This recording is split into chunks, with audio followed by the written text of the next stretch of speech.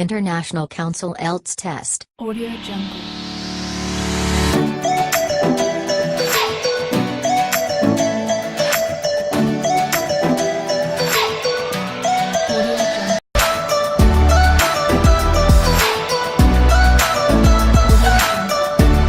Let's get started. This is a speaking test of International English Language Testing System. The examiner is Aryan. May I know your full name? My full name is Jasmine Rao. How may I address you? You may address me as Jasmine. May I see your ID? Here is my passport. Where you live? Where you in your country? I am come from Kolkata. Formerly Calcutta is the capital of India's West Bengal state. Founded as an East India Company trading post, it was India's capital under the British Raj from 1773-1911. Today it's known for its grand colonial architecture, art galleries and cultural festivals. Now, in the first part, I'd like to ask you some questions about yourself. Let's talk about what kind of books do you like to read? I don't, I'm afraid. Like a lot of people, I get my news from the internet. It's so much faster.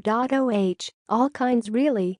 I've got about 100 books at home, actually, fiction, non-fiction, and lots of books about art. How often do you use a library? Well, I'm a student, so I'm in the library almost every day. I don't always use it to find books, though. How many hours a week do you spend reading? I'm more likely to use the computer facilities to look for information online. These days I only spend 1 or 2 hours reading a book, to be honest. But when I was younger I used to spend almost all my free time reading. Is there anything you find hard to read? Yes, there is, actually. I'm studying to become an accountant, and the textbooks are really difficult. I have to read them if I want to pass my exams, though. What kind of books did you read as a child? When I was in primary school I used to really like adventure stories.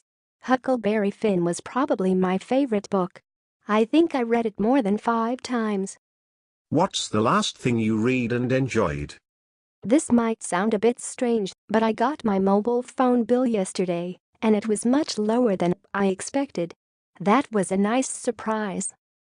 Have you ever kept a diary? I have, actually. Last year I tried to write one, but it only lasted about 2 weeks. When I have more time, I'd like to try again. What's the most popular newspaper in your country? I'm not sure, to be honest, but the Times of India seems to be sold everywhere, so it must be that. Would you ever write your own autobiography? I don't think I would, no. My life just isn't interesting enough to write a book about, I'm afraid. Parts 2. Now I'm going to give you a topic and I'd like you to talk about it for 1 to 2 minutes. You have 1 minute to think about what you're going to say and you can make some notes if you wish. You understand? There's your paper and pencil. And here is your topic. Your cue card.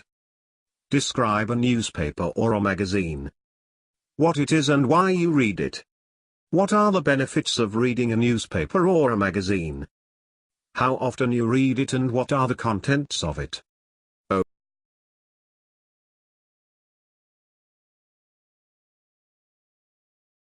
Okay, now you have 1-2 minutes for this, so don't worry if I stop you.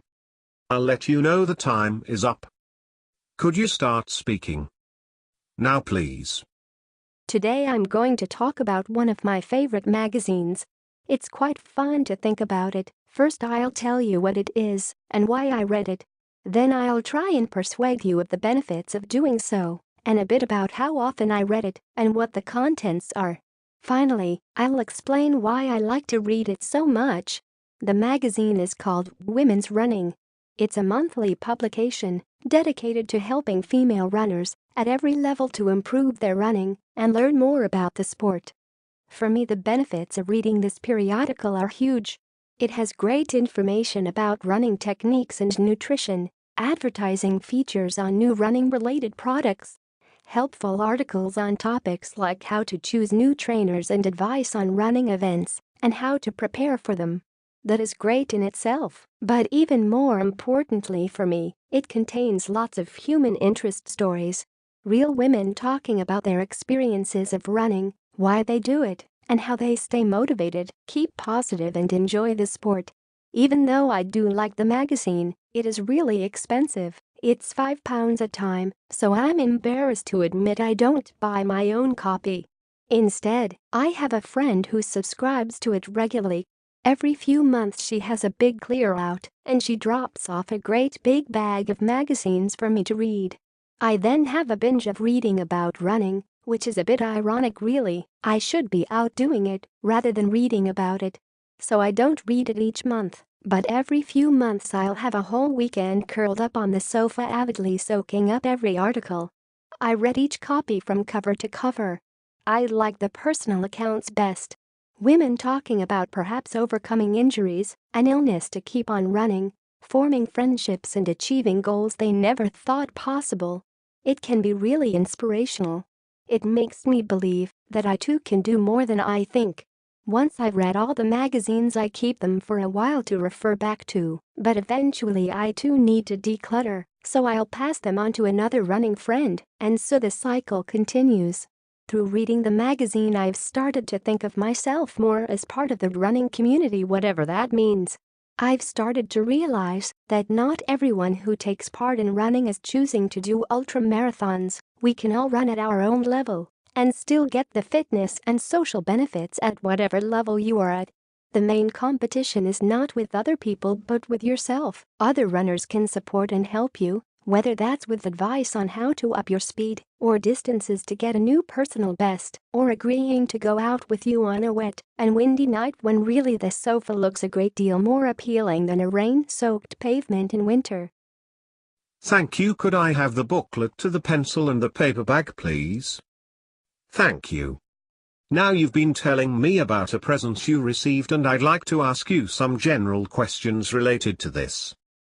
Let's talk about: what do you think are the important qualities for a news reporter?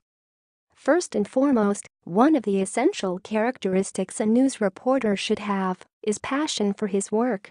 Academic training would be another important aspect to become a great news reporter.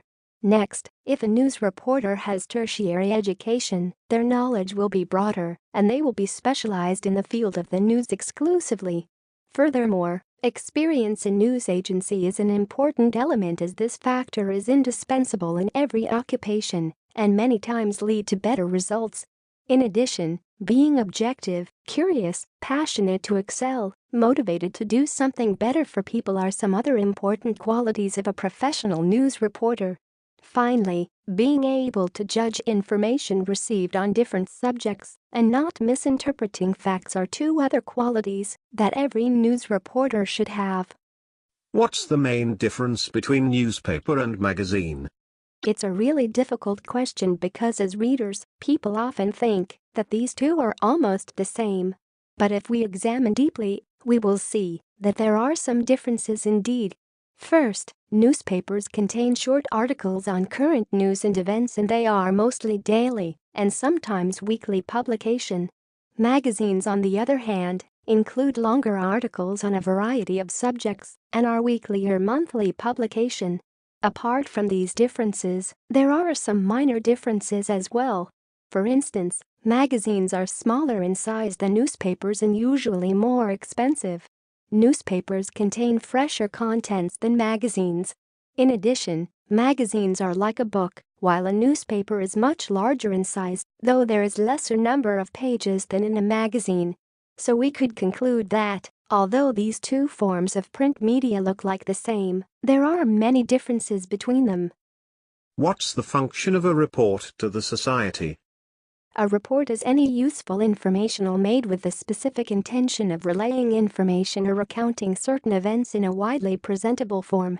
With regards to the function of a report, we could say in brief that it is multifunctional.